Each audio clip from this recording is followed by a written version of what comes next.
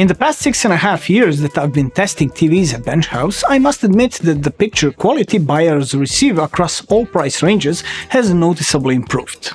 For example, in the lowest class, instead of junk with terrible displays, you now get quite decent models. Many technologies have also trickled down into the affordable TV category, making them significantly more usable to properly enjoy content. Interestingly, perhaps the smallest gain is in the premium class, which is certainly the most impressive and brings the latest and greatest in technology, but it's always at the limit of what's possible to achieve. The boundaries of OLED and mini-LED technologies are now pushed very slowly, and this trend will certainly continue until micro-LED breaks the commercial barrier and becomes available in models for the general public. With this state of industry, it seems that buyers of upper mid-range models benefit the most.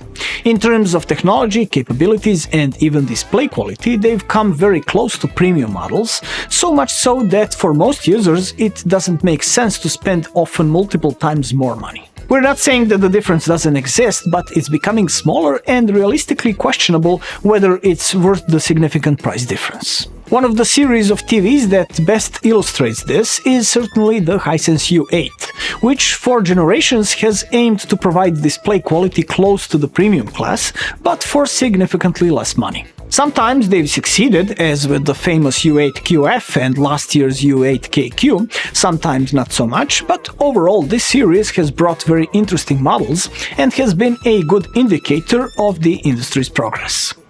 The end of the year is traditionally when the latest Hisense models arrive on our local market, and this time we've had the opportunity to test this year's representative of the U8 series. We're talking about the Hisense U8NQ, a 65-inch version that might be the optimal size for those who want a full experience with everything this model has to offer. And it has a lot to offer, with truly promising features like mini-LED backlight with 1600 zones and 3000 nits of brightness, 144Hz refresh rate, and more. Let's see how it performs in use. As always, first a few words about the design, which is modern but discreet. Nothing catches the eye at first glance, but if you pay a little attention, you'll see some interesting details, which we believe is a good balance between aesthetics and not distracting from the content. The frame that encompasses the panel from the top and the sides is, we believe, made of plastic, relatively thin, dark grey in color, and with a brushed metal texture that looks very good. Next to it, around the part of the panel that displays the picture, there's an additional 5mm margin, relatively standard for modern models of this size. Along the bottom edge there's a thin strip, also with brushed metal texture, and the Hisense logo on the left side.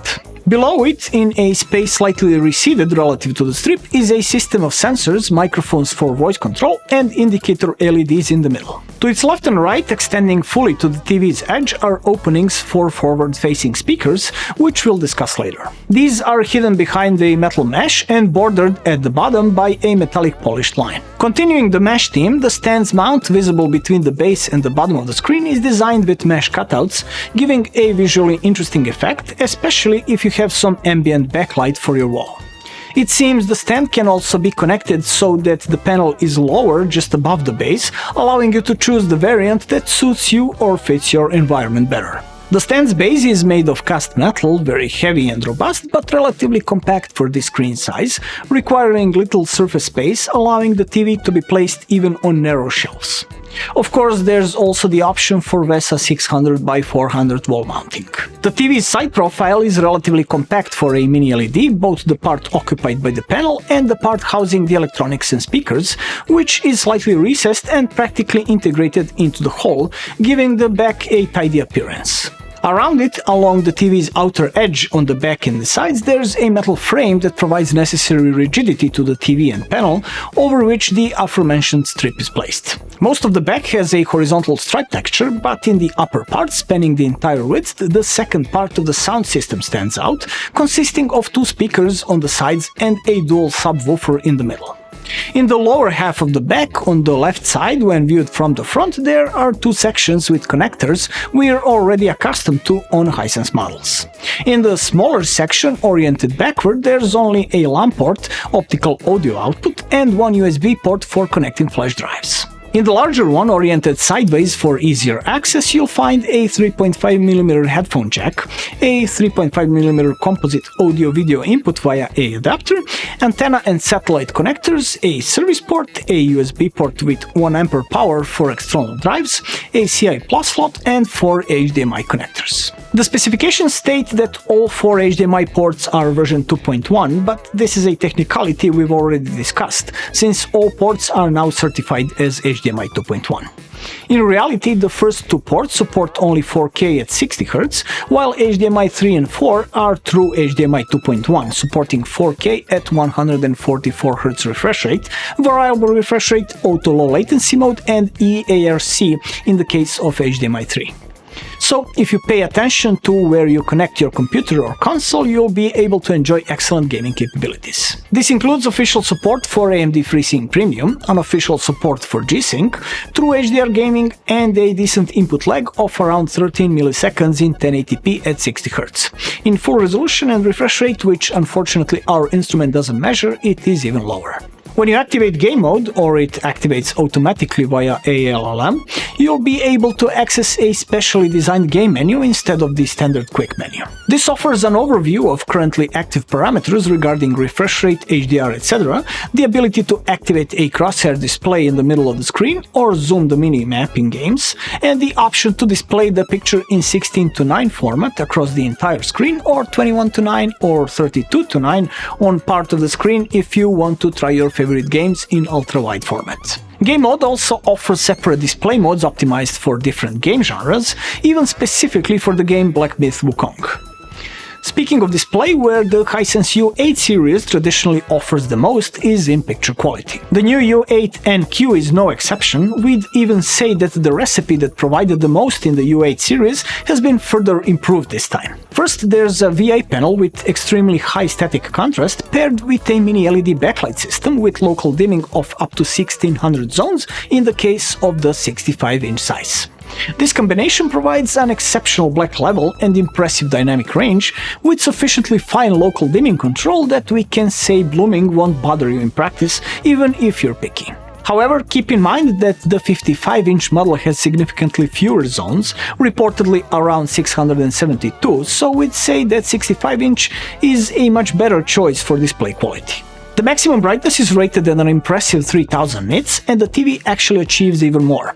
Specifically, we measured a maximum of 3349.7 nits in HDR content. Brightness at 1% coverage is around 1770 nits and remains high even at 100% coverage with 924.4 nits, making the U8NQ considerably brighter overall than the current high-end OLED models. This, along with excellent local dimming performance, gives it certain advantages in the impression it leaves. We measured the static contrast at around 8000 to 1 in most picture modes on a black and white checkerboard pattern with a field size of about 7 cm, the width of our colorimeter. With maximum brightness, the black level is about 0.3 nits, which is actually very good, representing 13 stops of dynamic range. Around 10 cm from the maximum brightness, the dynamic range exceeds 15 stops, more than what's expected for true HDR qualification. In any case, impressive performance, and although OLED still has an advantage in displaying very fine details on a black background, we'd say that Mini LED has finally reached a level in this class where we can say it offers a display without complaints regarding blooming. Especially since the vertical resolution concerning dimming zones is higher than the horizontal, so halos around subtitles are practically unnoticeable.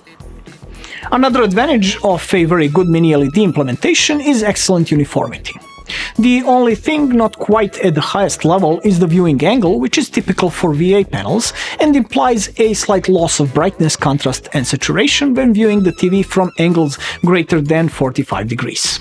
Reflection handling is decent, though not at the level offered by current high-end or Samsung Mate OLED models. Like all U-series models over the years, the U8NQ is also equipped with a quantum dot filter layer, which in combination with high contrast offers an excellent impression in color display. In most modes, colors appear very vivid and saturated, although Hisense decided to tone down on that vibrancy in cinema, IMAX and filmmaker modes for a more realistic display, which might make those modes seem somewhat washed out in direct comparison. Dynamic and sport modes are expectedly slightly overemphasized in colors, while standard and energy saving look attractive without exaggeration. I personally prefer them as a basis for further tweaking to my liking, and there are plenty of parameters for tweaking in the menu. Now, all that is the subjective impression, but measured figures indicate that the most accurate color display is in cinema mode for video content or FPS and RTS modes for gaming, in all three cases with delta E deviation of 4.3. It's acceptable, though we've seen better from Hisense, so we believe that the accuracy could have been below the threshold of 3, which is considered an invisible difference in shade to the average eye. Regarding color coverage, the panel, which achieves a 10-bit display using FRC, can display an excellent 96.2% of the DCI-P3 spectrum. In addition to advanced hardware, the Hisense U8NQ comes with quite capable image processing, which we believe has finally been significantly improved this year to be instantly noticeable. The system of processor and algorithms that Hisense calls HiView Engine Pro is a nice step forward, making this TV a much more complete device. As we've tested quite a few Hisense TVs so far, the first thing that caught our eye is motion processing, or MEMC, which has been significantly improved compared to what we've seen before. The implementation includes two parameters, reduction of judder and blur, and offers very usable modes, each bringing some advantage for a specific type of content. It seems a lot of work was done on performance and optimization, making this one of the best solutions we've seen in terms of artifacts, which are hardly noticeable even when you turn everything up to the maximum, something that's not necessarily the case even on top models from leading manufacturers. The second difference seems to be in improved AI processing, or intelligent mode, as Hisense calls it. Activating it on previous generations didn't show significant differences, but this time it's a bit more noticeable, especially in improved details, contrast and colors in certain parts of the scene. It's subtle as it should be, but it makes everything look at least a bit sharper, clearer and nicer. Additionally, the dynamic tone mapping option makes a big difference utilizing the full brightness range in each scene, which often looks better even if it's not entirely realistic. Speaking of mapping, HDR10+, Adaptive and Dolby Vision IQ are also supported, and they use light sensors for dynamic picture mapping with consideration of ambient brightness in a specific room. There's also a super resolution option, AI-based resolution enhancement, gradient color display improvement, local dimming level adjustment, and detailed options for all picture parameters. Overall, outstanding display performance that seems closer than ever to the premium class. Regarding sound, while we can't say it's at the same high level as the picture, it's definitely of excellent quality. Clear, very convincing, and with good frequency balance. In other words, more than good enough to complete the experience, so most users won't need an additional soundbar. It's a 2-1-2 setup with 20 watts in the woofer and 2x15 watts and 2x5 watts in speakers positioned at the back top left and right of the TV and below the front edge of the panel. This arrangement, covering practically all sides of the TV, significantly contributes to a better soundstage, especially with Dolby Atmos processing. The front sound projection positively affects details and clarity, and the low frequencies extend to about usable 40 Hz, giving the sound enough weight for music, movies and shows. The harmonic distortion in low frequencies isn't ideal, which is the main reason we mentioned it's not at the top level. Everything else is surprisingly good for this class. The Hisense U8NQ also supports DTS Virtual X decoding, 6 predefined sound modes for different content, a 7-band equalizer, automatic volume control, and response compensation for wall mounting. As for smart features, the Hisense U8NQ runs on the VIDA U platform version 7.6, which is now very polished in terms of user experience and the functions and options it offers. The interface is nicely designed, clean looking, and easy to use. We can freely say on par with the best in the TV domain. On the main screen along the left edge, you'll find icons for accessing your VIDA account, search notifications, input selection, and settings. At the top of the screen, there's a banner directing new users to useful features like voice control control, the remote mobile app, the App Store, and Vida Art, though sometimes it also displays an ad. Below the banner is a row with all installed apps, and navigating through them displays below content suggestions from the selected app. Scrolling further down from the main screen, you'll get content recommendations from various video services. The good news is that Max has recently joined the list of supported services on the Vida platform, so now practically everything relevant is there, plus apps from the sports organizations like the NBA, FIFA and UEFA, Plex support, and apps from local TV providers, so there won't be a lack of content. In addition to video and music services, there are various informational apps, content for children, basic games, and even Boosteroid and Blacknut cloud gaming services, allowing you to play PC games without needing a computer. Just connect a gamepad and, of course, pay the subscription. When you're not using the TV, you can launch the Vida Art app and let TV mimic a painting, especially if it's wall mount and displaying various artworks. To control the TV, you can use the aforementioned mobile app, voice control for certain functions and content search, or the remote control, which has been completely redesigned on this model compared to earlier Hisense TVs. It's now very elongated with rounded edges and a large solar charging sensor at the bottom, meaning you don't have to worry about replacing batteries. It charges on its own or via the USB-C port at the bottom. The buttons are of high quality with a clear click and a short travel. The selection is broad, covering all functions and shortcuts, and the layout is very clear and easy to navigate. All in all, the Hisense U8NQ, especially this 65-inch version, is an extremely well-rounded TV that we'd say aims even above its price range, which is what we expect from the U8 series. Extremely high-quality display, significantly improved image processing, excellent sound, and a smart operating system that's easy to use and offers practically everything users need. Regarding the price, in Europe it varies between 1200 and 1500 euro for the 65-inch size. Among new models it's quite fair, although as always comparable last year's and earlier models can probably be found at lower prices. Still, we think this TV deserves attention because it's one of the best Hisense models in this class so far, so if you like what it offers, and especially if you spot it on a sale, you certainly won't go wrong. That's all for our impressions, and we look forward to hearing yours in the comments. We hope you enjoyed our review. If you did, click like and maybe consider subscribing to our channel for more interesting tech content. You were watching Bench House, my name is Ivan, and I'll see you next time.